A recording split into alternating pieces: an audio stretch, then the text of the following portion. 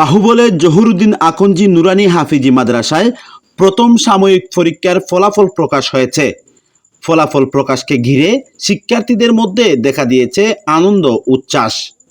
হবিগঞ্জের বাহুবল উপজেলার জহুরুদ্দিন আকন্জি নুরানি হাফিজি মাদ্রাসায় গতকাল 15 আগস্ট আনুষ্ঠানিকভাবে প্রথম সাময়িক পরীক্ষার ফলাফল প্রকাশ করা হয়। ফলাফল প্রকাশ করেন মাদ্রাসার শিক্ষা সচিব হাফেজ মাওলানা আশিকুর রহমান। এ সময় মাদ্রাসার অন্যান্য শিক্ষকবৃন্দ উপস্থিত ছিলেন। এর আগে গত 26 জুলাই থেকে 1 আগস্ট পর্যন্ত মাদ্রাসাটির প্রথম সাময়িক পরীক্ষা অনুষ্ঠিত হয়। সুশৃঙ্খল পরিবেশে অনুষ্ঠিত পরীক্ষায় শিক্ষার্থীরা স্বতঃস্ফূর্তভাবে অংশগ্রহণ করে।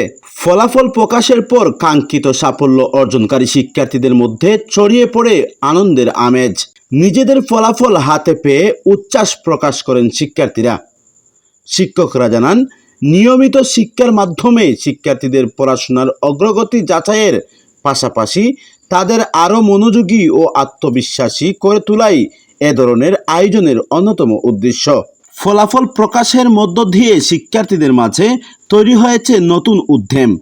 শিক্ষক ও অভিভাবকদের প্রত্যাশা, আগামী দিনে আরও ভালো ফলাফলের মাধ্যমে সাফল্যের পথে এগিয়ে যাবে মাদ্রাসার শিক্ষার্থীরা।